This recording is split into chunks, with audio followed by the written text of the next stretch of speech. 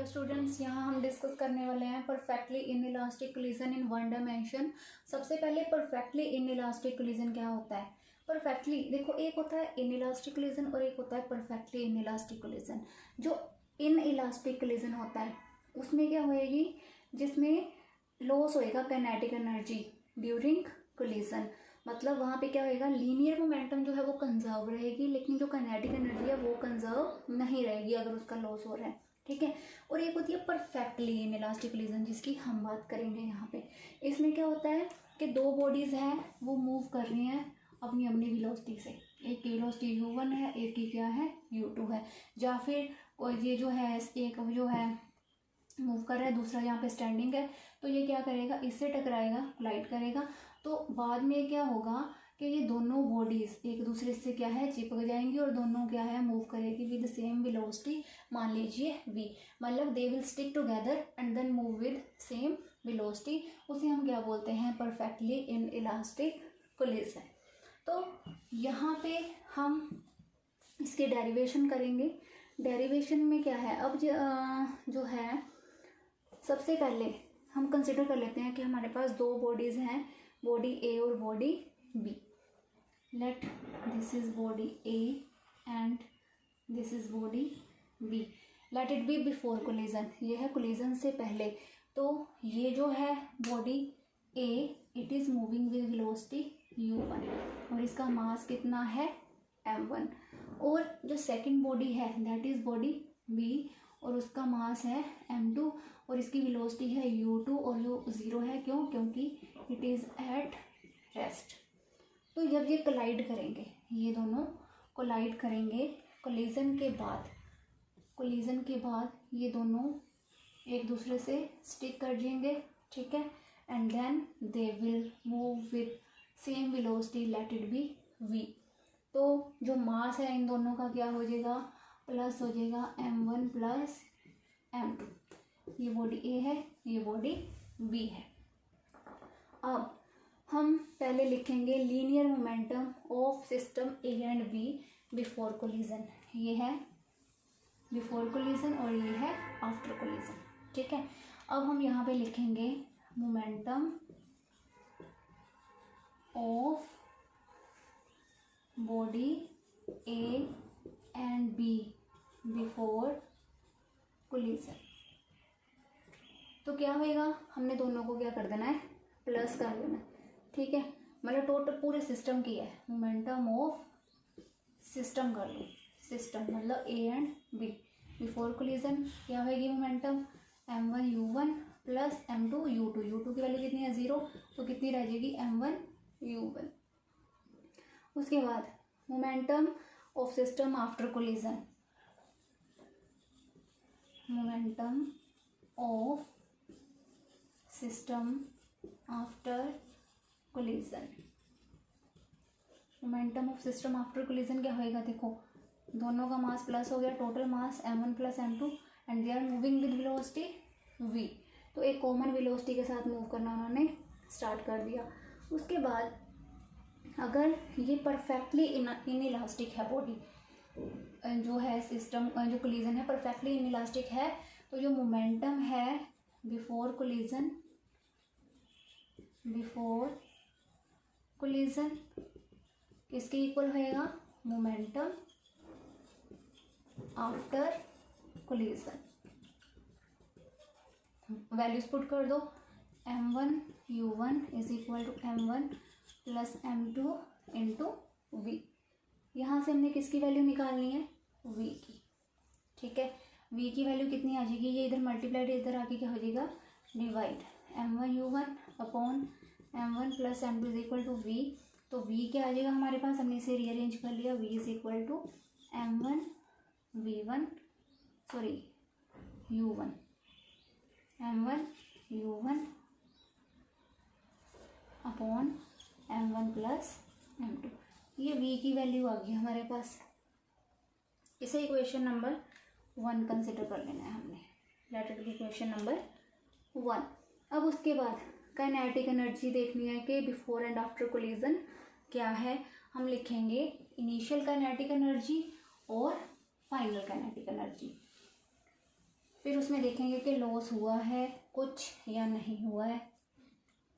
तो kinetic energy before collision क्या होएगी, हाफ m1u1 स्क्वायर प्लस ये वाली क्या हो जाएगी 0, क्योंकि u2 0 है, ठीक है। तो क्या आ गई, हाफ m1u1 स्क्वायर। उसके बाद है kinetic energy after collision. After collision क्या होएगी, देखो हाफ मास कितना है m1 plus m2 into V का स्क्वायर, ठीक। इसे थोड़ा सा ठीक करके लिख लेते हैं, half m1 plus m2 we का स्क्वायर। ये होगी आफ्टर कोलिजन। अब अगर जो है ये वाली इनिशियल काइनेटिक एनर्जी है फर्स्ट वाली, और ये क्या है फाइनल काइनेटिक एनर्जी, तो इसे हम ऐसे लिख सकते हैं काइनेटिक एनर्जी इनिशियल, और इसे लिख सकते हैं काइनेटिक एनर्जी फाइनल। अब हमने क्या करना है, फाइनल काइनेटिक एनर्जी को इनिशियल काइनेटिक एनर्जी से डिवाइड कर देना है। Kinetic energy final upon kinetic energy initial, क्या वैल्यू है फर्स्ट वाले की, half m1 plus m2 we का square upon half m1u1 square. ये आ गई वैल्यू। हाफ के साथ हाफ कैंसिल, तो बाकी क्या बच गया, m1 प्लस m2 वी का स्क्वायर अपॉन m1u1 स्क्वायर। अब क्या करना है, v की वैल्यू पुट कर देनी है इसमें। v की वैल्यू क्या है, v की वैल्यू ये वाली वैल्यू v की इस इक्वेशन में यहाँ पे पुट कर देनी है। तो क्या आएगा हमारे पास, v की वैल्यू कितनी है, m1u1 upon m1 plus m2। तो इस इक्वेशन में पुट किया, क्या आ गया हमारे पास, m1 प्लस m2, क्या थी v की value, v is equal to m1u1 upon m1 plus m2, इसका क्या बन जाएगा स्क्वायर अपॉन m1u1 स्क्वायर। अब हमने इसे सिंप्लीफाई करना है, सिंप्लीफाई करके क्या आ जाएगा, सिंप्लीफाई करके आ गया हमारे पास kinetic energy final upon kinetic energy initial is equal to m1 plus m2, यहाँ आएगा स्क्वायर कर देंगे हम इसका, m1 square u1 square upon m1 plus m2 का square upon m1 u1 square. तो ये एक इसके साथ कैंसिल हो गया, यहाँ पे सिर्फ एक रह गया। अब इसे सिंप्लीफाई करेंगे, upon m1 u1 square upon m1 plus m2, m1 एक कैंसिल हो गया, u1 स्क्वायर के साथ u1 स्क्वायर कैंसिल हो गया, तो we are left with m1 upon m1 plus m2, ये आ गया। इसके बाद जो है हम इसे, एक तो हमारे पास यही इक्वेशन बन जाएगी,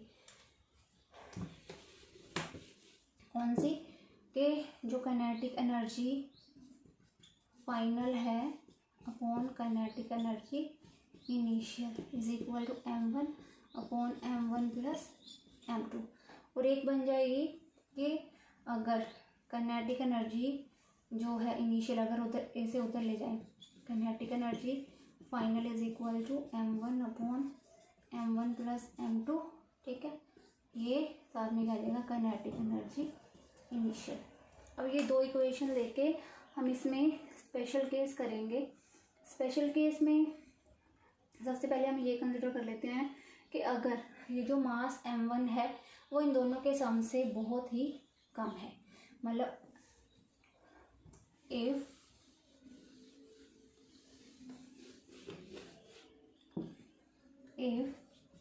m1 is less than m1 plus m2, तो क्या होएगा, अगर m1 इनसे कम है तो इसकी वैल्यू 1 से कम होएगी, ठीक है। 1 से कम होएगी तो इसका मतलब क्या है कि जो kinetic energy final upon kinetic energy initial है वो भी 1 से कम होएगा। अगर 1 से कम होएगा तो इट मीन्स क्या है, इट इम्प्लाइज काइनेटिक एनर्जी जो फाइनल है it is less than kinetic energy initial. ठीक है, जो मतलब बाद में काइनेटिक एनर्जी है वो ज़्यादा है, कम है as compare to kinetic energy जो इनिशियल है। ठीक है, कम होगी, इट मीन्स यहाँ पे काइनेटिक एनर्जी सेम नहीं रही तो कुछ ना कुछ लॉस हुआ है काइनेटिक एनर्जी में। तो अब हम क्या करेंगे कि जो काइनेटिक एनर्जी का लॉस है वो फाइंड आउट करना है। अब देखो इनइलास्टिक कोलिजन थी, काइनेटिक एनर्जी तो लॉस होना ही था इसका। लॉस इन काइनेटिक एनर्जी क्या होएगा, अब काइनेटिक एनर्जी जितनी इनिशियल है माइनस काइनेटिक एनर्जी, क्योंकि ये ज़्यादा है तो कितना लॉस हुआ काइनेटिक एनर्जी का, माइनस काइनेटिक एनर्जी फाइनल। तो पुट करेंगे value kinetic energy initial as it is ही माइनस काइनेटिक एनर्जी फाइनल। अब फाइनल की वैल्यू क्या है, ये वाली m1 upon m1 plus m2, साथ में आ गई काइनेटिक एनर्जी इनिशियल। तो उसके बाद क्या आ गया, जो काइनेटिक एनर्जी कॉमन हम यहाँ पे निकाल सकते हैं, तो यहाँ क्या आ जाएगा 1 minus m1 upon m1 plus m2 kinetic energy initial. तो यहाँ एलसीएम ले लेंगे m1 प्लस m2, ये इधर आ जाएगा m1 plus m2 minus m1 और काइनेटिक एनर्जी इनिशियल। ठीक, देन इसके बाद हमने सिंप्लीफाई किया तो क्या आ गया m2 upon m1 plus m2 kinetic energy initial. ठीक है, ये आ गया हमारे पास लॉस इन काइनेटिक एनर्जी। अब इनिशियल काइनेटिक एनर्जी की वैल्यू पुट करेंगे। जो इनिशियल काइनेटिक एनर्जी है मतलब बिफोर कोलिजन है, तो वो क्या थी हमारे पास हाफ m1 u1 स्क्वायर, ये पुट कर देंगे। ठीक है, इसकी वैल्यू ये वाली यहाँ पे पुट कर देंगे तो क्या आएगा m2 upon m1 plus m2 into half m1 u1 square. तो कुछ कैंसिल नहीं हुआ तो कितना लॉस आ गया, loss in kinetic energy is equal to 1/2 m1 m2 u1 square upon m1 plus m2। ठीक है, ये आ गया। तो इसे हम कुछ ना कुछ इक्वेशन नंबर कंसिडर कर लेते हैं। Late it B equation number A, इसे हमने ए इक्वेशन नंबर कंसिडर कर लिया। तो ये एक पॉजिटिव क्वांटिटी आई है, पॉजिटिव क्वांटिटी है तो जो एनर्जी है मतलब जो एनर्जी लूज हुई है उसका लॉस जो है वो किस फॉर्म में है, हीट और साउंड की फॉर्म में, क्योंकि ये दोनों बॉडीज आपस में टकराएंगी तो हीट प्रोड्यूस होएगी और साउंड प्रोड्यूस होएगी। ठीक है, अगर जो है टारगेट मैसिव है, मतलब अगर एक बॉडी दूसरी बॉडी के साथ कोलाइड कर रही है तो मतलब सेकंड बॉडी जो रेस्ट पे है अगर वो बहुत ज़्यादा हैवी है तो m2 is very very greater than m1। तो इस इक्वेशन से हम क्या कंसिडर करेंगे, अगर हमारे पास सेकंड बॉडी जो मैसिव है मतलब m2 is very very greater than m1, इसका मतलब क्या है, ये बहुत ज़्यादा है तो जो काइनेटिक लॉस होएगा काइनेटिक एनर्जी का वो बहुत ज़्यादा होएगा। मतलब kinetic energy final upon kinetic energy initially it will be equal to 0, that is final kinetic energy will be equal to 0। ठीक, इसका मतलब क्या है कि अगर कोई बॉडी किसी हैवी बॉडी से टकराती है, मैसिव बॉडी से टकरा रही है जो रेस्ट में है, तो वो उसी के साथ स्टिक हो जाएगी, तो सारी की सारी काइनेटिक एनर्जी उसकी वो चली जाएगी, तो फाइनल काइनेटिक एनर्जी क्या होगी, 0 हो जाएगी। ठीक है, क्यों, क्योंकि अगर m2 is very very greater than m1 तो 1/m2 क्या होएगा, it will be equal to 0, क्योंकि बहुत ज़्यादा हैवी है, इसकी बहुत ज़्यादा वैल्यू, ये it will be approximate equal to 0। तो सारी काइनेटिक एनर्जी क्या है, ख़त्म हो जाएगी और जो फाइनल काइनेटिक एनर्जी है वो क्या होएगी, 0। तो ये था हमारा परफेक्टली इनइलास्टिक कोलिजन इन 1 डायमेंशन।